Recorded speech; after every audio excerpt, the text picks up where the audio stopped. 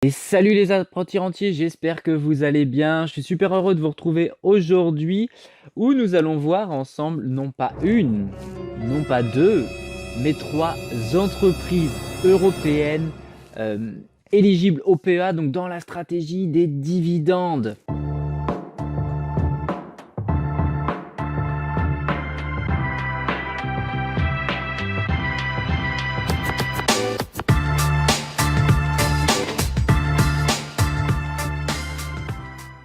Donc si le sujet de la bourse, de l'investissement en bourse t'intéresse, si tu veux apprendre à savoir comment faire pour investir en bourse, pour faire fructifier ton capital jusqu'à un jour devenir rentier grâce à la bourse, je l'espère pour toi, eh bien tu n'as qu'une seule chose à faire, c'est t'abonner en cliquant sur le petit bouton qu'il y a juste dans l'angle.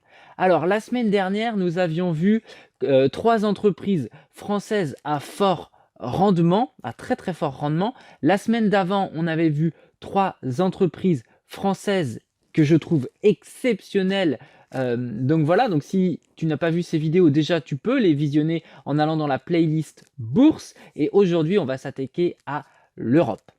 Donc on va voir ensemble trois entreprises et on va commencer par la première. La première qui n'est autre que Siemens. Siemens, c'est une entreprise allemande que tu connais très certainement. À une époque, ils ont fait des téléphones, mais on va plus facilement les retrouver dans les équipements électroniques et électrotechniques. C'est d'ailleurs le premier fabricant mondial à ce niveau-là. C'est une entreprise qui va faire notamment des équipements dans l'énergétique. On voit très souvent, je ne sais pas si ça te parle, mais moi j'ai en tête des climatiseurs avec Siemens d'inscrits. Et donc voilà, il va offrir des solutions dans le bâtiment et dans les infrastructures. Et il va également fabriquer des équipements pour les industries et le médical.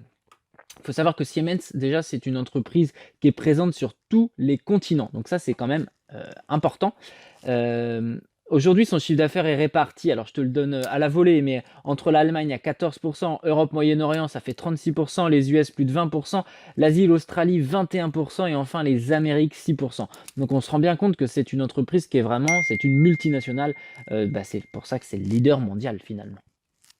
Donc Siemens, depuis le début d'année, c'est une entreprise qui est décotée à 6%. Bon, c'est pas énorme, mais c'est toujours ça de prix, j'ai envie de dire. Analysons maintenant les performances du dividende. Alors, Siemens, ça fait 32 ans que son dividende n'a pas baissé.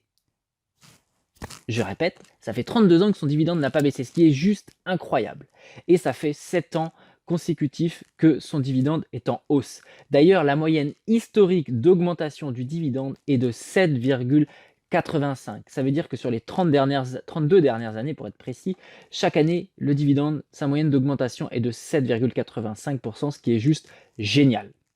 Aujourd'hui, l'entreprise, son rendement sur cours actualisé, ça veut dire quoi cette phrase barbare? Ça veut dire le dernier dividende connu et versé divisé par le cours de l'action aujourd'hui, ça nous offre un rendement à 3,55, ce qui est quand même pas dégueulasse.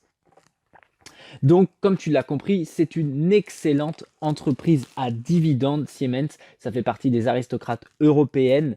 Donc voilà, maintenant on va s'attarder un petit peu plus sur les ratios. Alors, on va commencer par le PER. Le PER historique de l'entreprise, il est à 14,8. Aujourd'hui, sur 2020, on va le payer 23,82. Donc tu vas le payer un petit peu cher. Le ROE, il est environ à 9,54 sur 2020, mais il va remonter. Et si on regarde le dernier ratio valeur de l'entreprise sur EBITDA, donc le ratio valeur de l'entreprise sur EBITDA, en 2020, il sera estimé à 15 et après sur 2021, il diminue à 14, en gros un peu moins de 14, et sur 2022 à un petit peu moins de, on va être à 11,7. Donc voilà. Aujourd'hui, c'est un peu élevé, mais ça va avoir tendance à baisser, donc ce qui est plutôt un bon signe. Donc, quel est mon avis sur Siemens? Je trouve que c'est une entreprise tout bonnement incroyable qu'il faut absolument que tu surveilles. Je pense que c'est pas forcément le meilleur moment pour l'acheter, de par les ratios qu'on a évoqués, mais c'est une entreprise que tu dois surveiller attentivement. La deuxième entreprise qui nous intéresse, je devrais même mettre l'accent. La deuxième entreprise qui nous intéresse est également allemande. Et par contre, je ne sais pas du tout comment ça se prononce.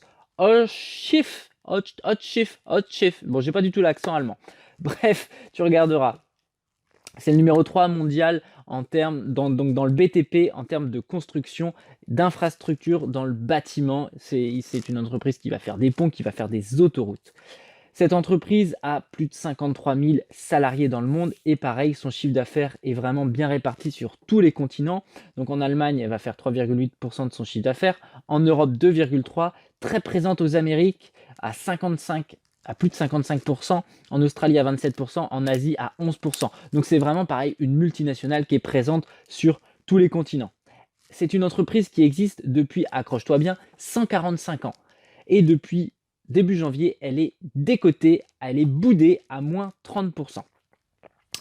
On va regarder maintenant l'historique un petit peu du dividende. Alors, cette entreprise verse des dividendes depuis 32 ans. Depuis 32 ans, on a eu 3 coupures. On a eu une coupure en 95, une en 2000 et une en 2011.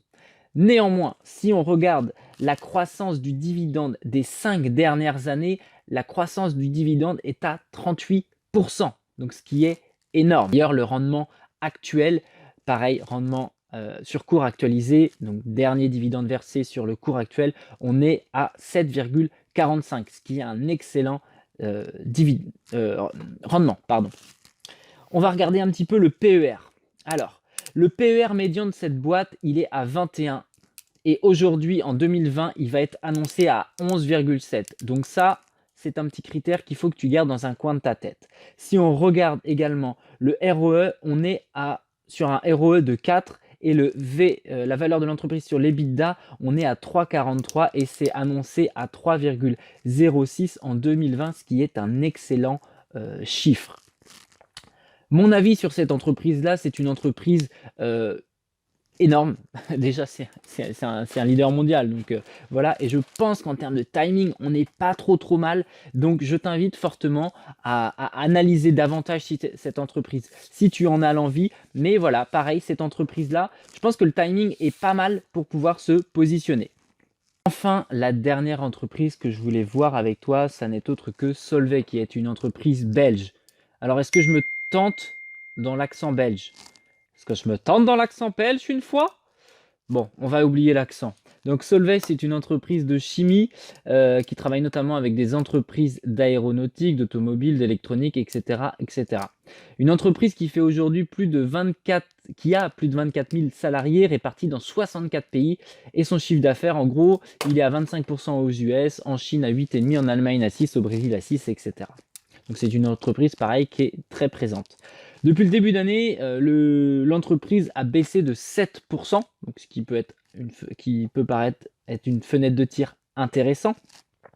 Et si on regarde son historique de dividendes, ça fait 4 ans que ça ne baisse pas. La moyenne d'augmentation du dividende, elle est de 2,30 par an. Et le rendement sur cours actualisé, on est à 4,2 grosso modo.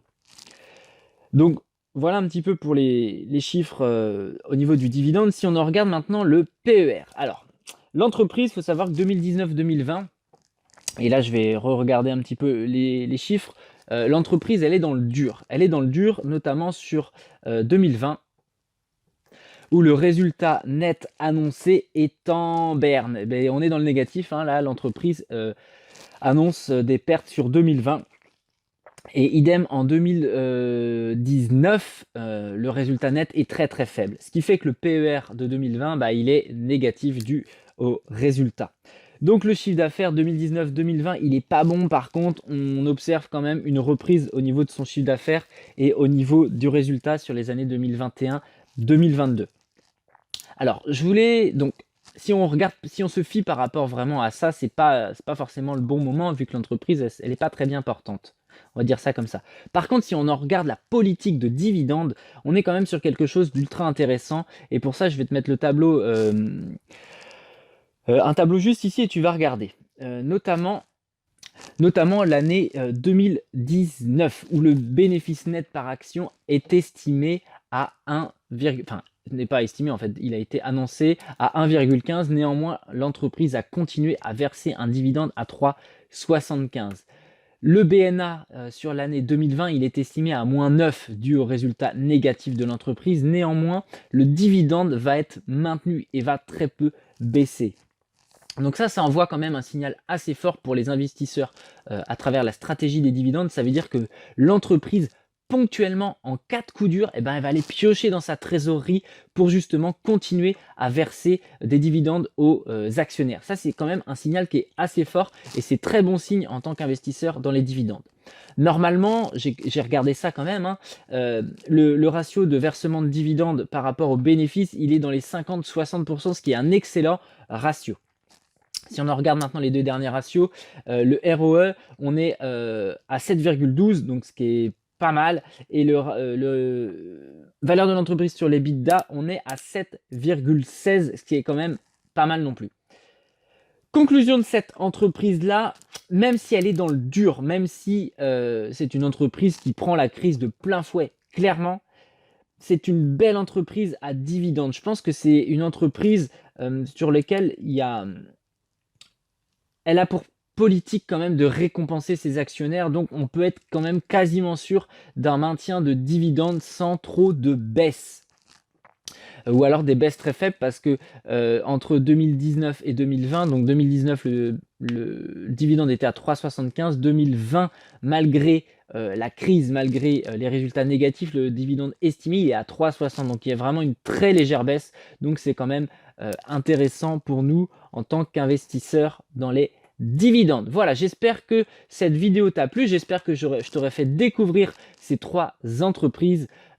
Si c'est le cas, n'hésite pas à me laisser un like, n'hésite pas à me dire dans les commentaires ce que tu penses de la vidéo. Abonne-toi bien sûr si c'est la première fois que tu me découvres. Et puis, on a fait le tour. Je te dis à très bientôt dans une prochaine vidéo. Porte-toi bien, c'était Jérôme. Ciao, ciao.